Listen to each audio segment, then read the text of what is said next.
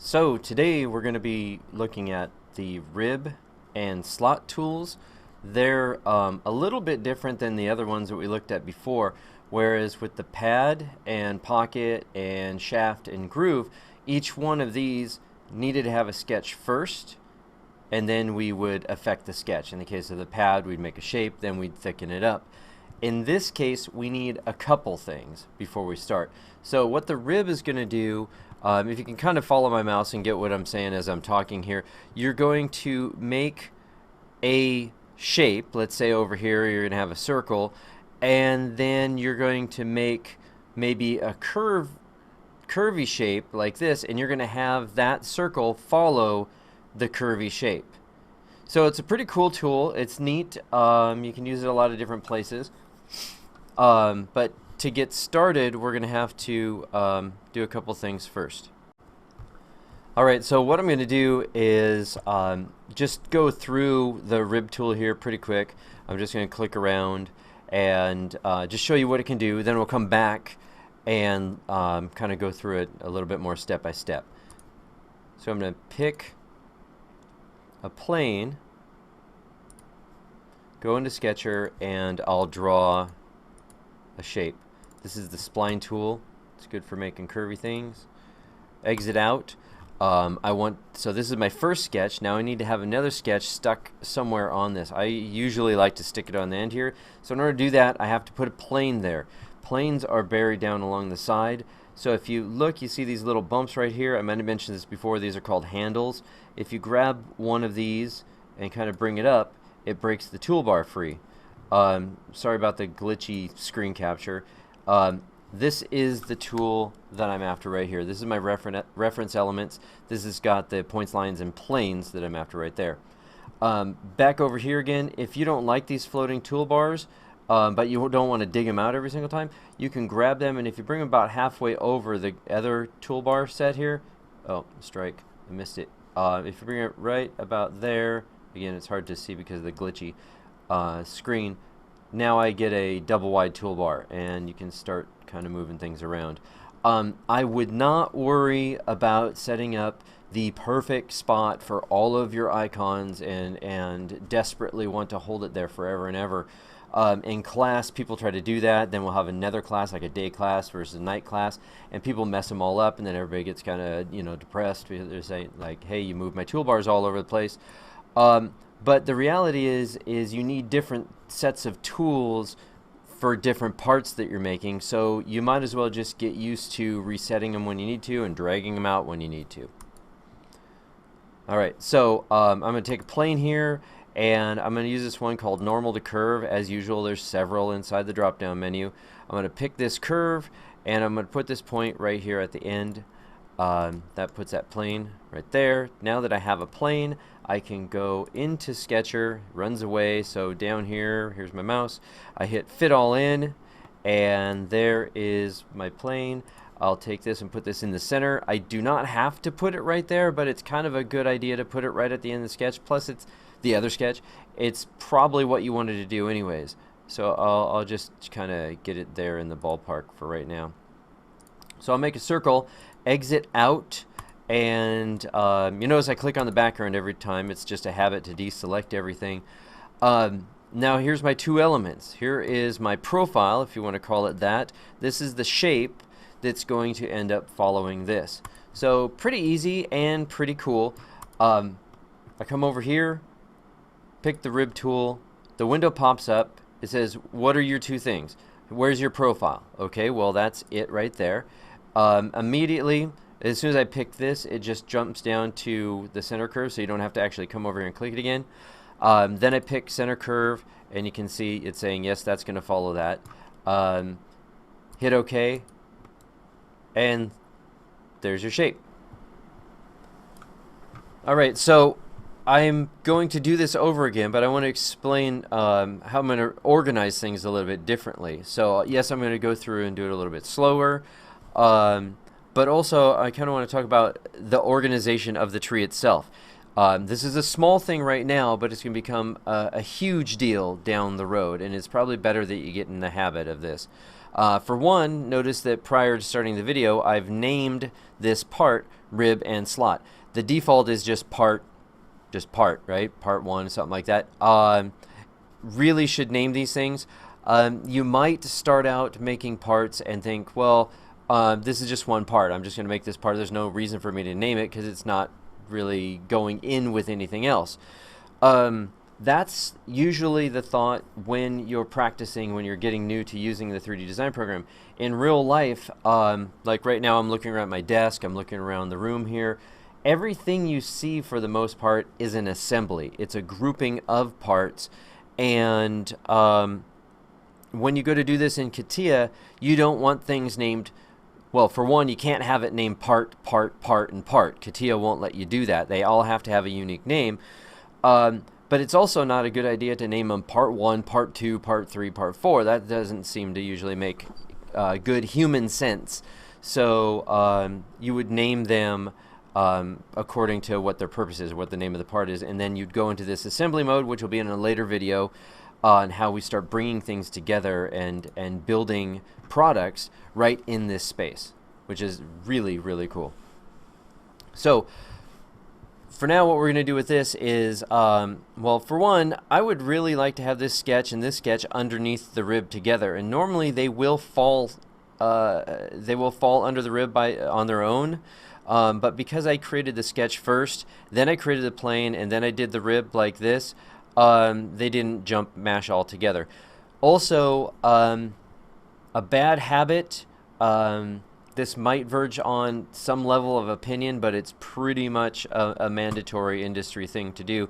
You do not keep points, lines, and planes here, or any kind of reference. We call this reference geometry. You do not keep reference geometry inside your part body here. What you want to do is come up here and you want to add in a geometrical set. Later we'll go over specifically this up here. You can add more and more bodies in here, but this feature right here, the geometrical set, it'll give you a place to store what they call reference geometry, but specifically your points, lines, and planes. To give it a name, if you want to just call it something like planes, that's fine for now.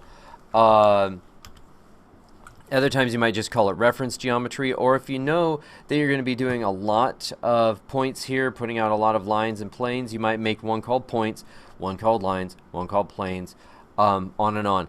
This becomes especially prevalent when we get into surface design. Okay, so let me clear this out, and we'll start over. So we'll go up to Insert, Geometrical Set. Later we'll talk about inserting other bodies. Hit this, and we'll name it Planes. Now we're not going to put anything in it yet, but it's here for us when we need it. We know that the first thing we're going to do is draw our curvy shape, that spline, and then we're going to need to make a plane at the end of it, and then that plane is what we're going to use to put our sketch or our profile on. Now if you look in the tree, you'll see the planes geometrical set is underlined.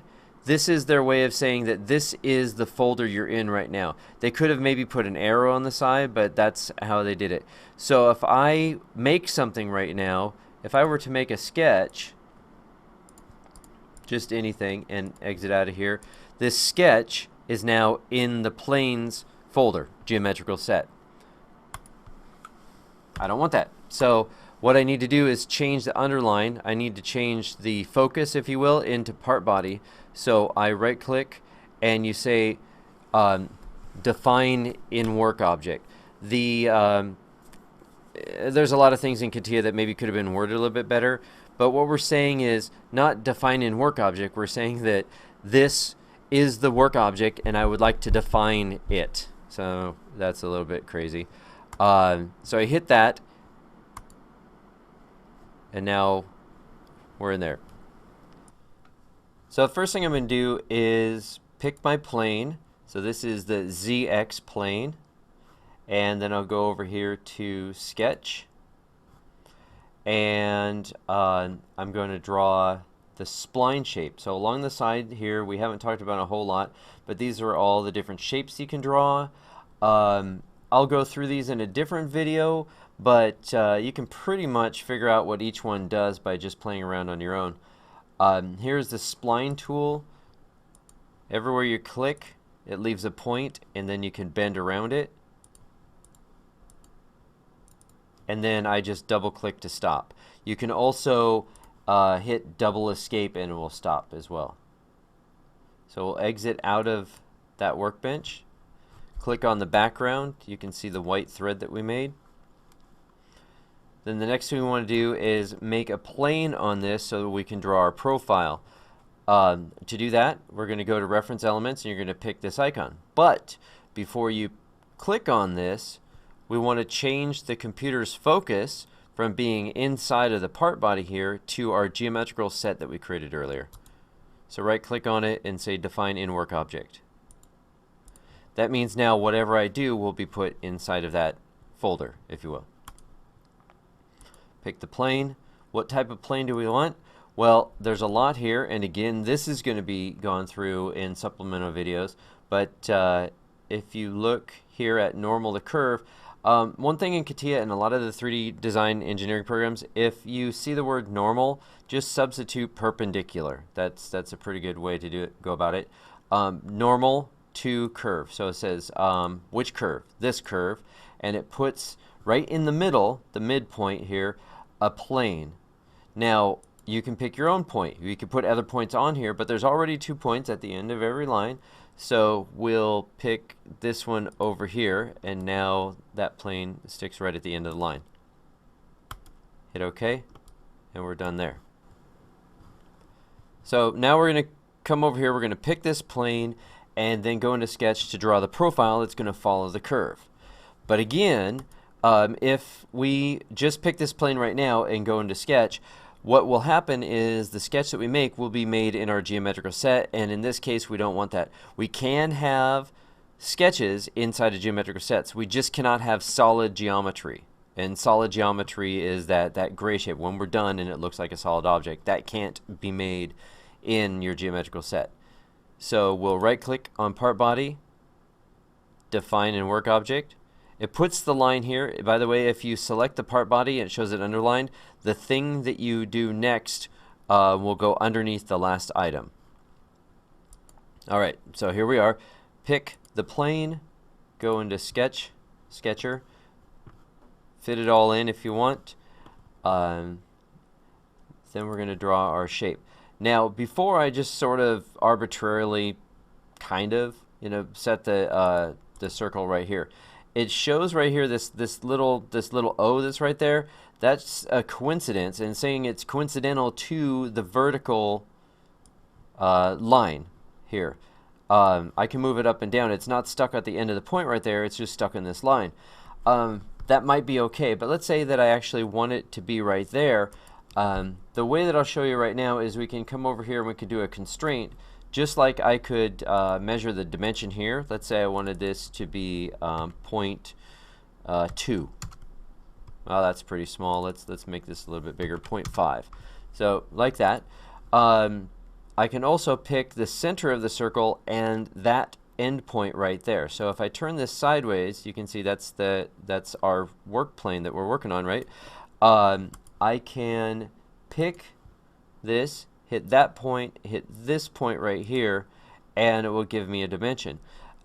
If I click right now, while it's still moving around, if I click, left click again, it will solidify this and I'll be stuck with a numeric value. But while you have it wiggly like this, if you right click, it will give you a set of contextual menus here, items in your contextual menu that are all the different constraints that you can use at this point. So I want to say coincidence, and what that will do is put the center of that circle right at the center of the point of that the end of the line there.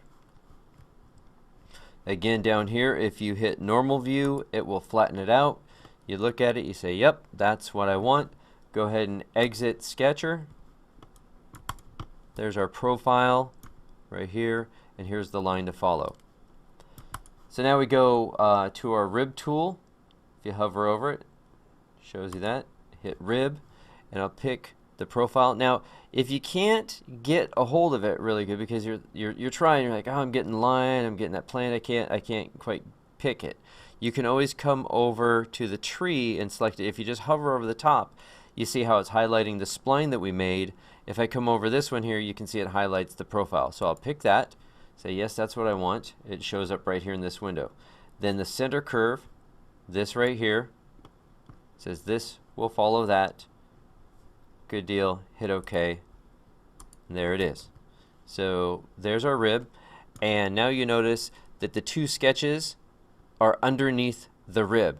This is good for design. Imagine you had 20, 30, 50 items in your tree. It gets a bit confusing if one sketch that belongs to the rib is here within the rib, and the other one is somewhere else in the tree, and you have to go searching for it. Or say it's in a geometrical set, again, you got to go try to track it down.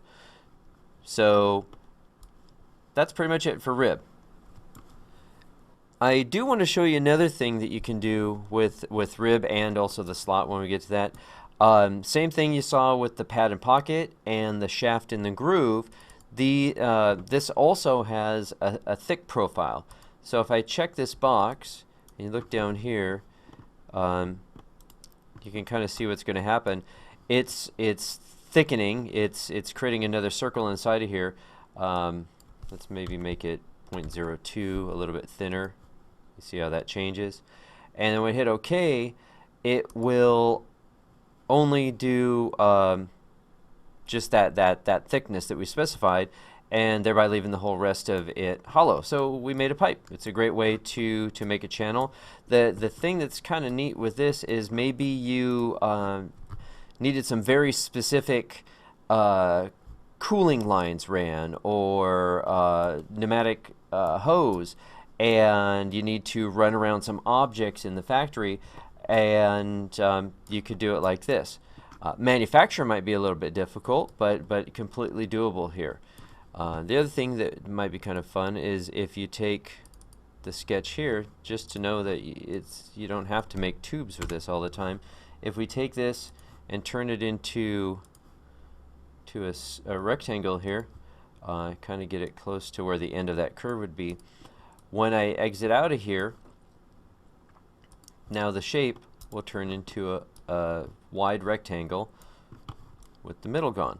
So again, probably hard to manufacture this, but now we could create a really nice custom-made, I'm always thinking like a cooling duct in this case, especially with 3D printers.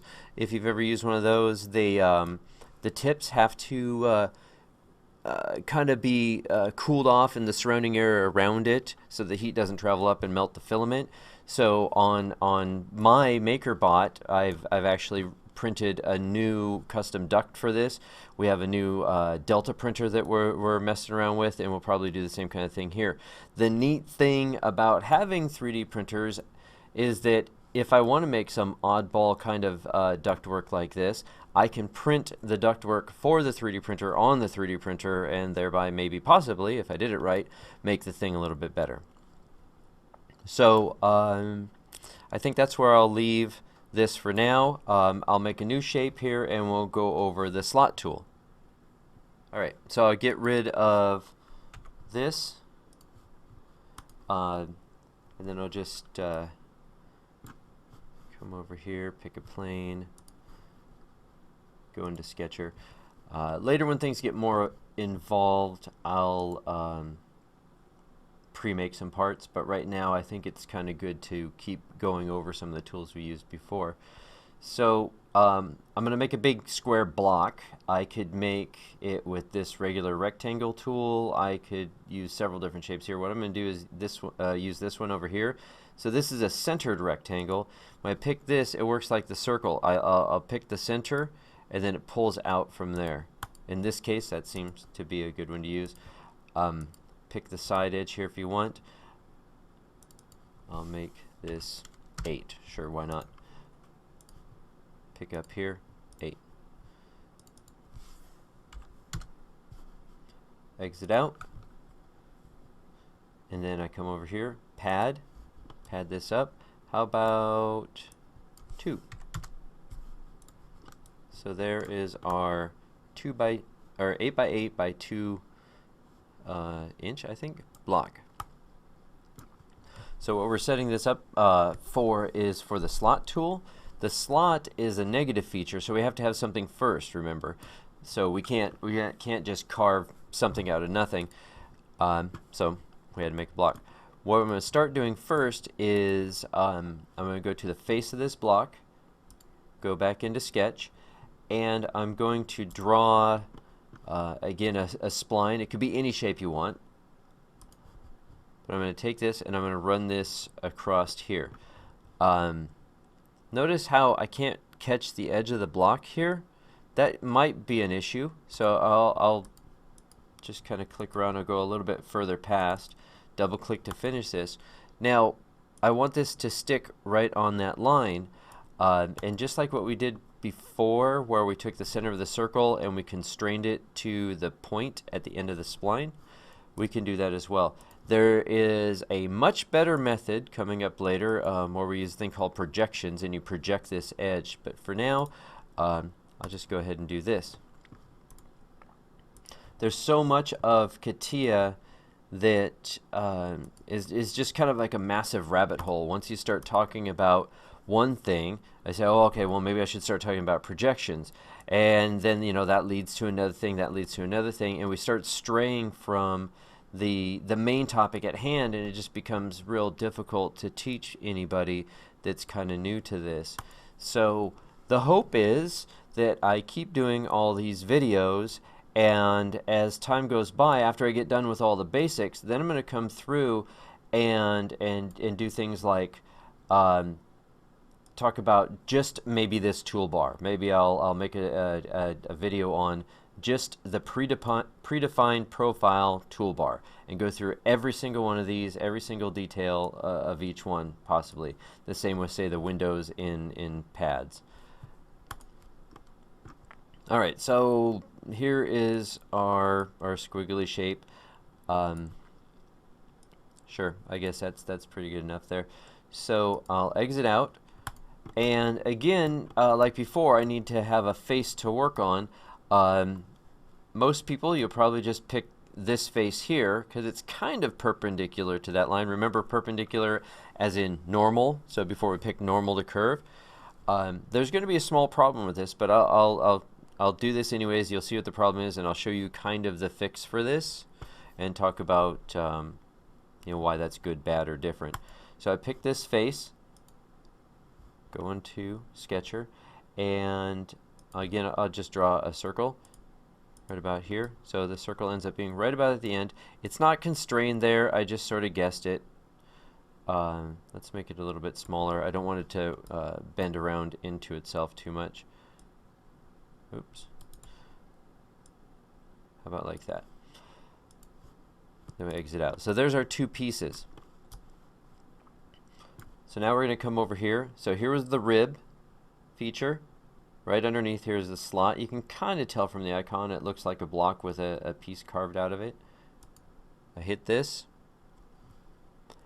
Same thing as before. Pick the profile. Pick the curve to follow. And it's going to travel through the block like this. Now, instead of creating the shape, it's going to carve it away. So hit OK, and there's our little channel. Really handy. I use this for a lot of different things. One thing that's kind of different that I use this for is a welding thing, believe it or not. I take some MDF wood, medium density fiberboard, and I'll put it on the mill, and I'll mill out the shape that I want the metal bent in. So when we're, well, I guess we're getting around to welding, we would weld this together, but we will heat bend maybe some 1/4 inch metal rod, and we want to make something like maybe an ornamental wine rack, let's say. Well, how do you make multiples of these and keep bending exactly the same? Well, what we do is we'll take a little bit bigger than 1/4 inch, but let's say a 1/4 inch circle, run it through a block like this in the shape of the feature that we want, and then we'll put this on the mill. We'll mill out the wood, the MDF, and what it'll do is it'll give us a channel, which ultimately is going to be a check fixture for our metal design, our shape. We'll heat bend it, we'll put it into it. What it does, it ends up burning the wood. But we don't care. It's easy enough to make another one. And it works great. We've done this for literally it was kind of a wine rack that we did. And we're able to actually take each piece of metal, bend it, lay it in the fixture, then say there's another one out here, cut that one to length, bend it into the fixture, do the next one, do the next one, do the next one. Once all the pieces are laying in the fixture, then we could tack weld them in place. And again, yeah, it probably burns the wood a little bit, but we don't care. And then after it's tacked, then you pull it out of the wood, weld it better, clean it up, paint it, and then off you go. Every single one done exactly the same. So kind of cool. So that's the slot. Now, the thing that goes a little bit haywire that I wanted to show you about is this. There's this little tiny bit hanging out here. So we got to do something to deal with that. So what happened is when the circle is following the line, when the profile that we made is following the line, it's always perpendicular to the curve. So right here, it's about at this direction. As it goes around the bend, then it's about this direction. When it gets to the end right here, normal to the line is that angle right here. So what we need to do is get it to go a little bit further so we can chop that little sliver off of there. One quick way to do this, there you can see the angle perfectly right there.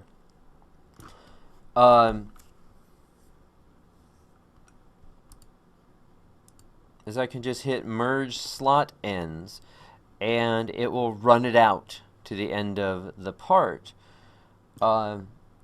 In this case, probably not a big deal. Probably not. But what you want to kind of think about here is, how did it decide to do that? Well, when it's a little bit longer, you'll find that this sticks it just straight out. It goes from being a kind of a nice little curve to a tangent line, they call it, but just straight out after that. And that might not be what you want. So you might, so I can say OK, and great, that works. But what you might want to do is come back here. Let me turn that off again. Go back into the profile, or I mean, sorry, the spline that we made, and get rid of that constraint locking it, and just run it out a little bit further. If you run it out a little bit further, you won't have that line, and if you did want to have a continuous curvature, if you want to leave that continuity there, you can do that. Say, for example, if I really tweak this out, it'll still bend nicely around there and come out if it doesn't run into itself right there. I better straighten that out a bit. So we exit out. There. Now we have nothing wrong there at the end. I think that's probably the better way to do that. Great. So there's that. I will mention that the slot feature does also have a thick profile, which using that here is pretty darn weird. See what it does? It leaves that. If we're going to 3D print this, yeah, we could do that, and that middle piece would fall out. So I should probably say up front that there's going to be times where I'm going to say something like, yeah, that's pretty stupid, or that doesn't work really very good in that way. What I found over the years, many years, is that there's quite frequently always a reason for something. Right? So as long as you study all of these things really well, going for the CATIA, the Dassault certification, is a great thing because it forces you to learn the things that maybe you weren't so inclined to learn. You'll find that having this mental toolbox of skills is going to be extremely handy down the road when you get to one particular circumstance and you think, oh, I could use that slot tool with a thick feature, and that'll do exactly what we want. All right, so anyways, that is it for the rib and slot tool. The next video will be, to finish this off, is going to be the multi-section solid and the remove multi-section solid. I should say, not to finish it off, because then we're going to come back and we're going to look at the whole tool, and I guess we'll probably talk about the solid combine. This one here is something that we don't use. I never use it, but you know, think about what I just said, that maybe someday you'll find a use for it. But we have these other things called Boolean operations that do what this does, I feel, in a lot better way.